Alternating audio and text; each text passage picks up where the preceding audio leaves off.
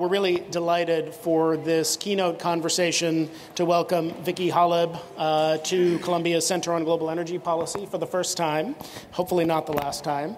As I said, the CEO of Occidental Petroleum, I believe the fifth largest U.S. oil group by market cap, maybe it's fourth now, somewhere around there. We're shooting for it. Major player in the Permian as well as production in the Middle East and South America. She has been working in the industry for a very long time, joined the company that soon became Occidental straight out of the University of Alabama, where she earned a degree in mineral engineering, has led teams all over the world, from Venezuela to Ecuador to Russia, and holds numerous board and esteemed chair positions, including, I think, recently the new chair of the U.S. Secretary of Energy Advisory Board, along with lots of other distinguished leadership roles, and is the first woman to run a major U.S. oil and gas company, as well as a devoted fan of Alabama Crimson football. So as a reminder, you can submit questions on Twitter or to text them at the number on that business card on your table. So let's dive right into the conversation. We finished up the last panel on geopolitics, talking about issues of energy transition and climate. And I want to start there with you because you've been really vocal on this issue recently. You recently announced a goal for Occidental Petroleum to be carbon neutral, not just for the energy in your operations, but emissions from the use of the products that you bring to market. Talk a little bit about why you did that, why that's important, and how do you achieve that? Okay, first I'll start by saying that I'm really proud of our industry, of where we've come, the technology we've developed. What we've been able to do is bring a higher quality of life to people around the world, and also to provide the fuel for transportation to make the world a community. One day maybe we'll act like neighbors rather than the way we act today, but we have connected the world. And while I'm proud of what we've done for the people of the world and that connection, I think that what we need to focus on now as an industry is what we do for our Earth, what we do for climate. And we're developing now the technology that to start to have a smaller footprint, not only from a land perspective environmentally and on our fresh water, but also a smaller footprint with respect to emissions. And our commitment is to do that more aggressively.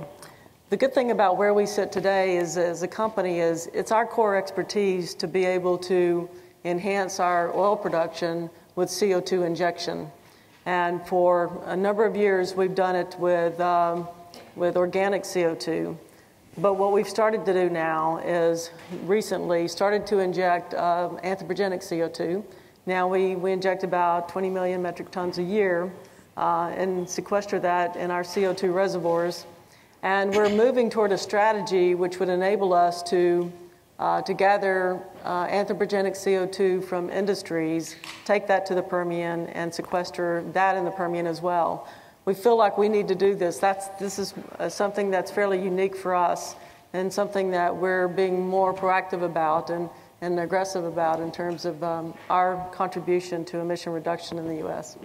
And can you talk a little bit about where you see potential uses for CO2 beyond EOR?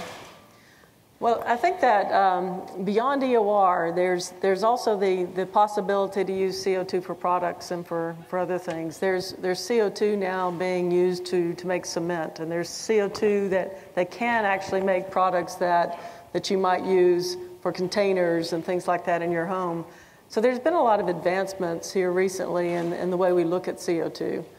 So for us, it's first, the reason we want to focus on our enhanced oil recovery with CO2 first is that while 45Q, the Future Act that was passed just a couple of years ago, while it provides... This is the tax credit providing incentives yes, for... the tax credit that provides incentive to install carbon capture equipment on industries, that provided a way for us to start the process of making carbon capture happen in a bigger way in the United States. But as we make that happen, it's still, you have to work on the economics of the whole process. And so the part of that we can do and work on is taking that anthropogenic CO2 and sequestering it in oil reservoirs, which enables us to be able to pay the source some fee for the CO2. So with the combination of the Future Act and the fact that we can afford to pay a little bit for that CO2, it helps the whole system start working. And as we get that working, then it, over time, will make that carbon capture equipment less and less expensive as we get it installed and optimize it. And that's where I think the other products come in, because the other products need a much lower cost of capturing CO2 to be able to make their products more economical. We heard Governor Inslee this morning, who I think it's fair to say was somewhat skeptical about the role of carbon capture broadly, not just utilization, EOR.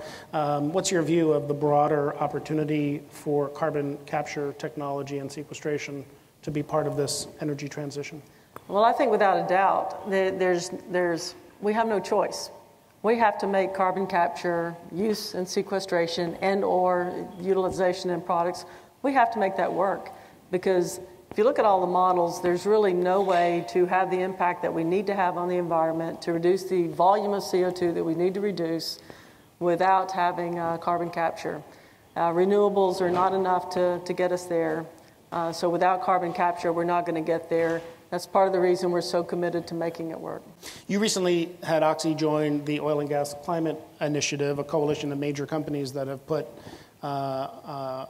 capital into investment in low-carbon technologies. Talk about some of the technologies you're particularly excited about and why you joined OGCI more broadly. The reason we joined OGCI is because we found that as we were working to support the passage of the Future Act, we worked with a broad coalition.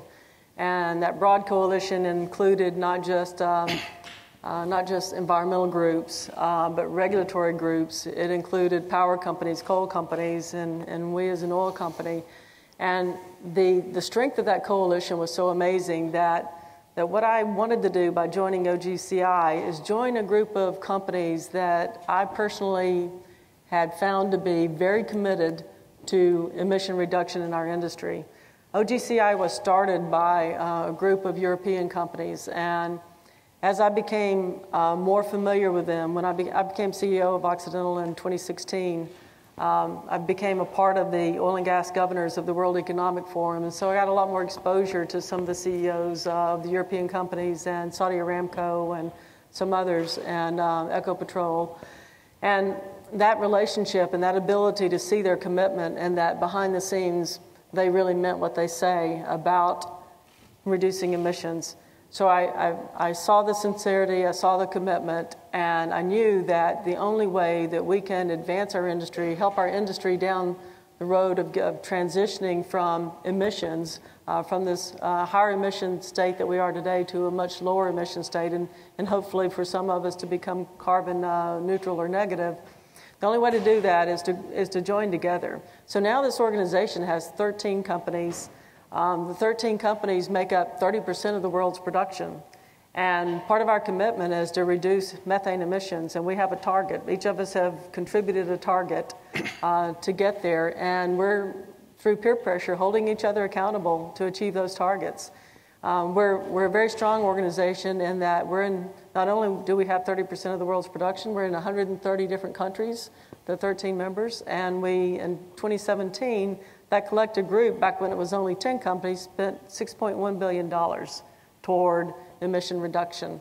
That's a huge commitment, and now each member company has to commit $1 billion to go toward emission reduction projects. And we're the only U.S. company of that coalition that actually contributed to a project to capture carbon in a project in the UK. So we've already started in a big way to do that. And you'd asked me about our technology. Sorry, it took me a long time to get there. OGCI, I have a passion around it because it's a great organization that's going to move the industry, move the needle for all the companies around the world.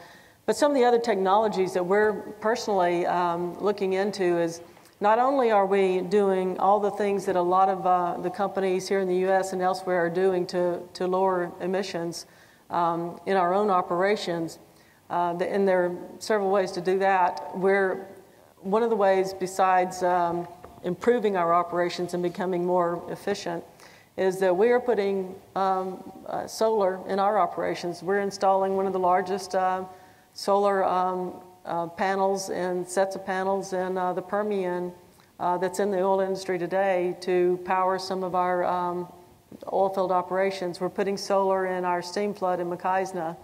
So we're using renewables, but we also recently invested in two really neat technologies. One is net power. And net power is a way to generate electricity at lower cost than a traditional power plant and with no emissions, because what it does is it separates out CO2 from that process without having to later retrofit carbon capture. It's a part of the combustion process to separate out the CO2. Now we can take that CO2 and sequester it underground in our operations. And so net power is such a unique way to do it that it won the technology award at ADIPEC, which is now the largest oil and gas conference in the world. So that technology is important for us, and we're using that. Another technology is direct air capture. So in addition for us to making sure that we're doing in our operations, that we're putting in electrical power generation that ultimately will be lower cost and therefore benefits our shareholders, but we also are going to be using direct air capture in some of our oil field operations where we'll be able to just take air and get the CO2 from the air, split it off, and again, sequester that underground in our enhanced oil recovery. So we're using all those processes, and just like it's going to take in the world, it's going to take more than renewables to get to where we need to get to in the oil and gas industry, and for us as a company, it's going to take more than one technology to reduce CO2, to not only have the process of avoiding the emissions, but reducing the emissions or eliminating them, and then making sure that from direct air we capture and sequester that as well. We talked on the last panel about the impact that the U.S. shale boom has had, some support for that. Thank you. And the numbers are stunning, right? 5 to 12 million barrels a day in U.S. production. The Permian is the largest oil field in the world. We'll hear on the next panel from Scott Sheffield a bit about that as well. You're one of the major producers in the Permian, I think doubled production in the last 3 years. How much will technology continue to improve? How much can costs continue to come down? How big is this going to get?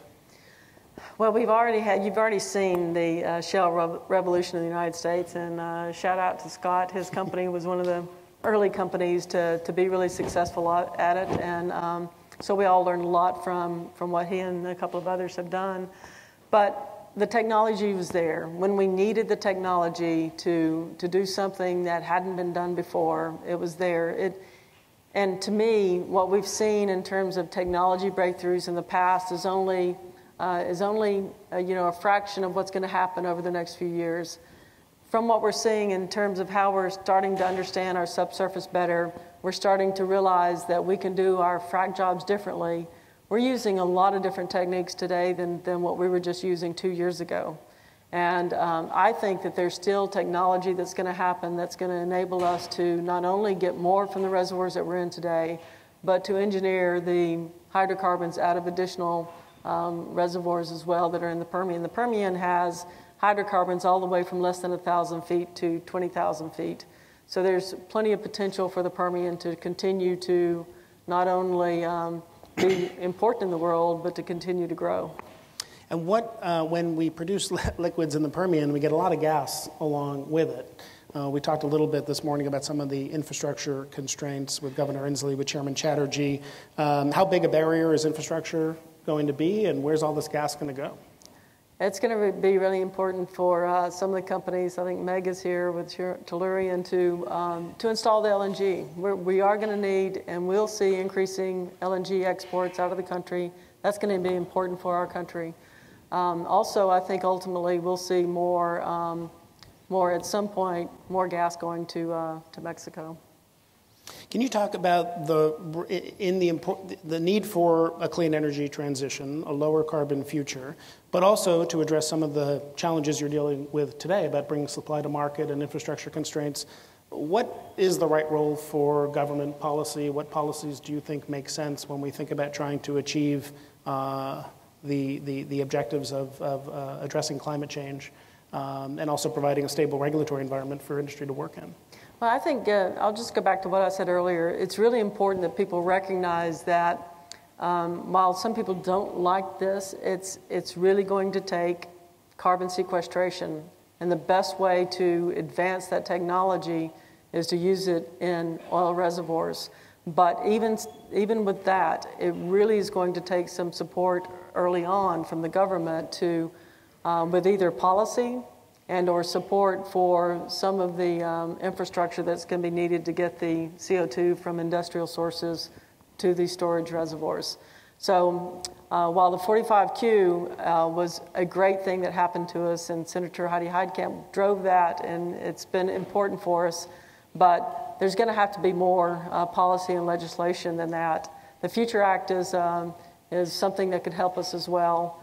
In combination with the Future Act, I think that as long as we get some dedicated resources to that infrastructure, I think we'll be able to, due to the technology of carbon capture, what has happened to wind and solar power over the last couple of decades, we'll make it better and better and better so that it becomes something that's available and something that's useful to make the other products. And that's how we have to get to those other products.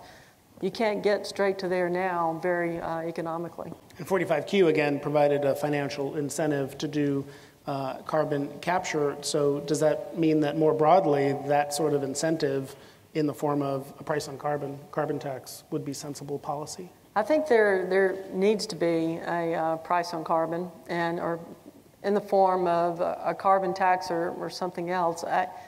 When we talk about carbon tax, though, I think it's important that whatever policy is put in place, that it helps promote the advancement of technology.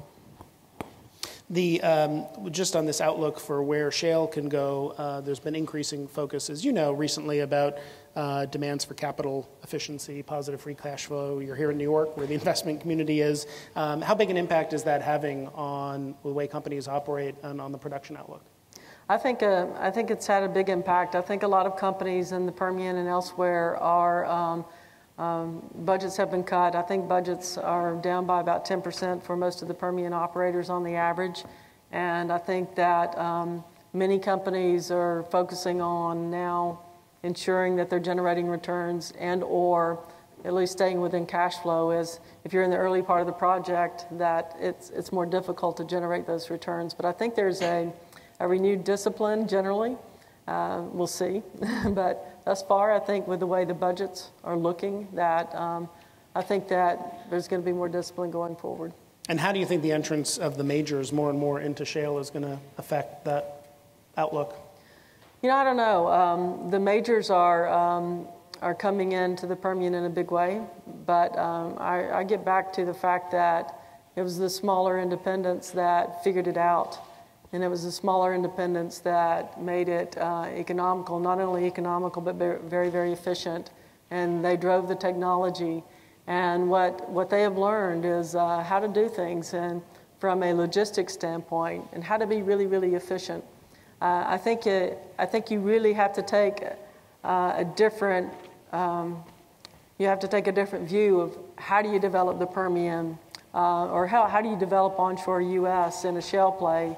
And it's not like doing major projects internationally, except that some of the things that are similar is you have to get the logistics exactly right. You've got to be really good at logistics, and you've got to be really good at your field development plan so that you're maximizing the value that you get while ensuring that not too much of your capital is spent on the infrastructure. So we do a full field development plan where we optimize our pace of development. We're not out there trying to race our development, trying to go faster. We're out there trying to ensure that we get the best returns for the total project. I want to get your reaction to one sentiment I feel like I hear sometimes from people in the industry, which is there's increasing investor pressure to show that there is planning for a lower carbon future. Mm-hmm. But that when companies move too quickly in that direction, they actually get penalized in their share price. Mm-hmm. And so do you think consumers and investors are rewarding companies now that are more forward-leaning on climate issues? Well, I think that you have to remember whatever you do, you have to do it in a way that creates value for the shareholders.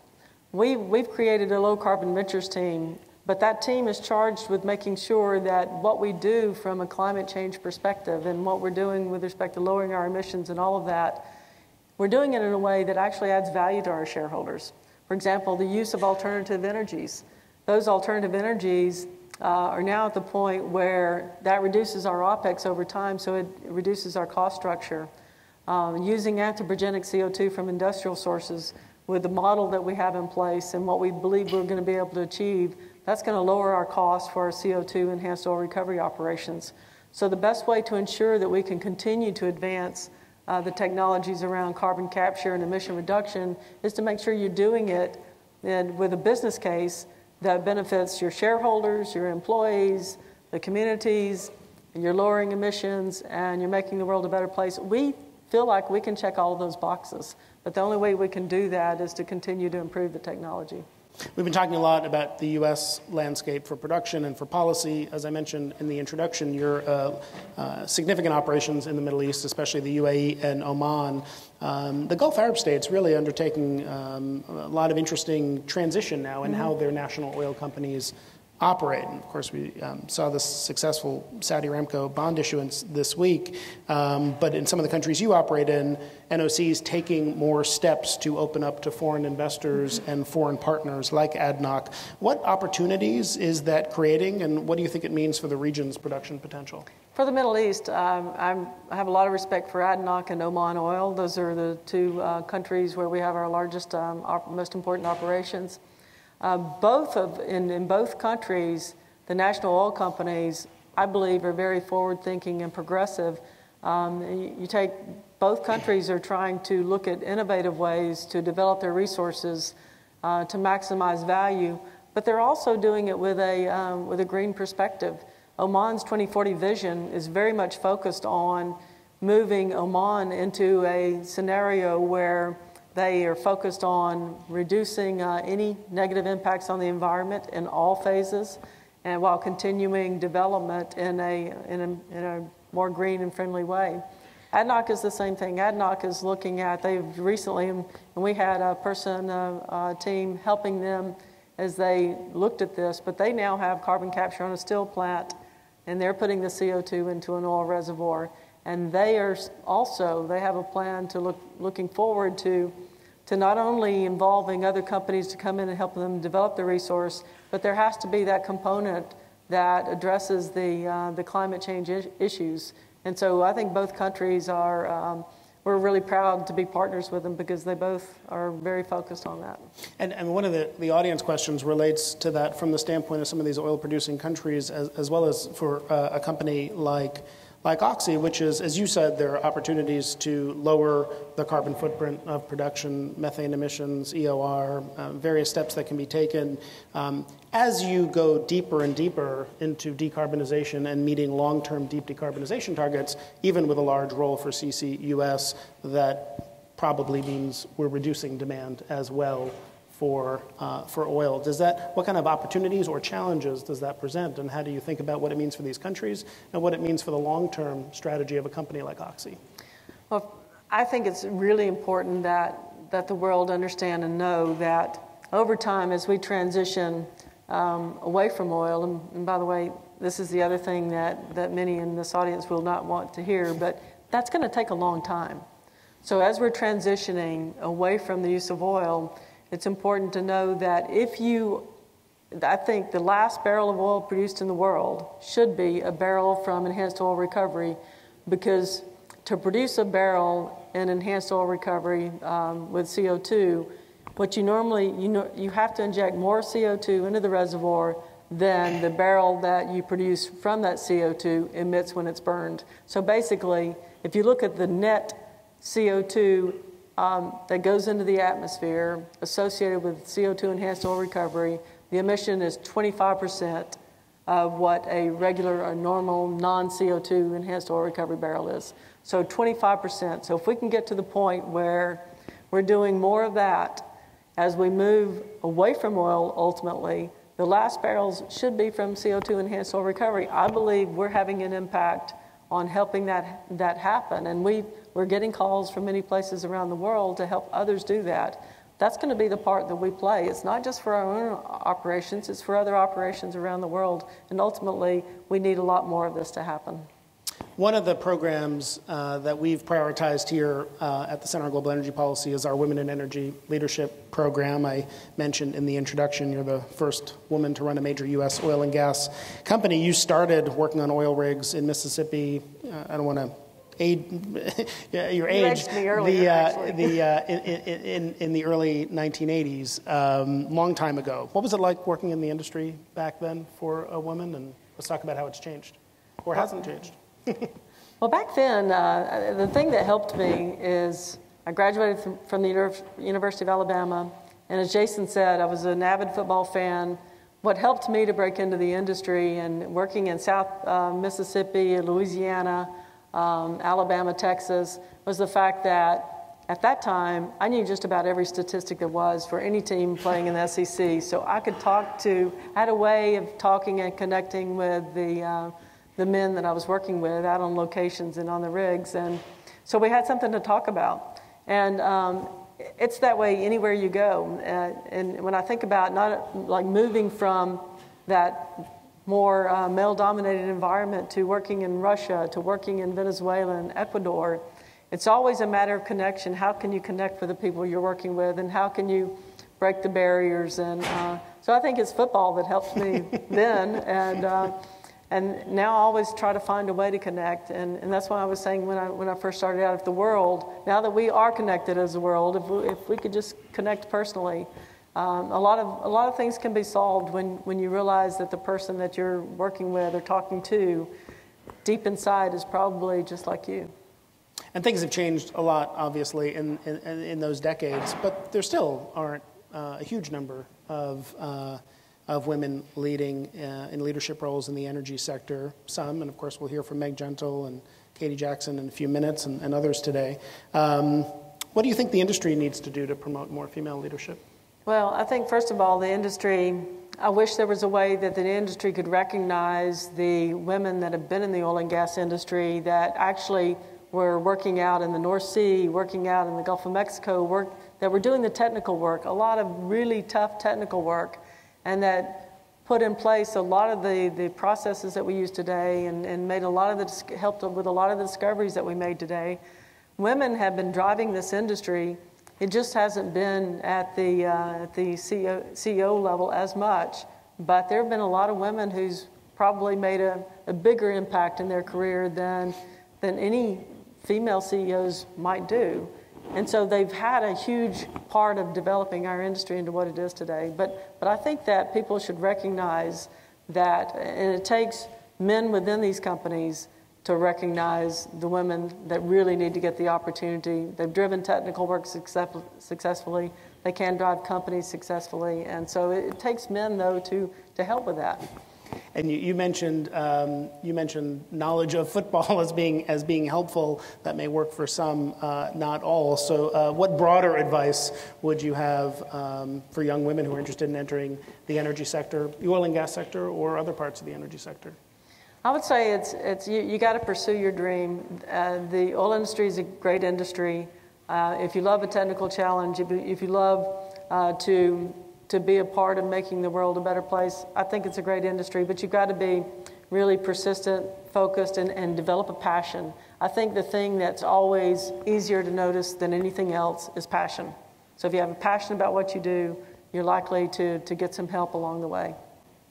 Vicki Hollub, thanks for your leadership in the industry and on some of the issues of energy transition we talked about, and thanks for making time to be with us here today at our Global Energy Summit. Please join me in thanking Vicki Hollub.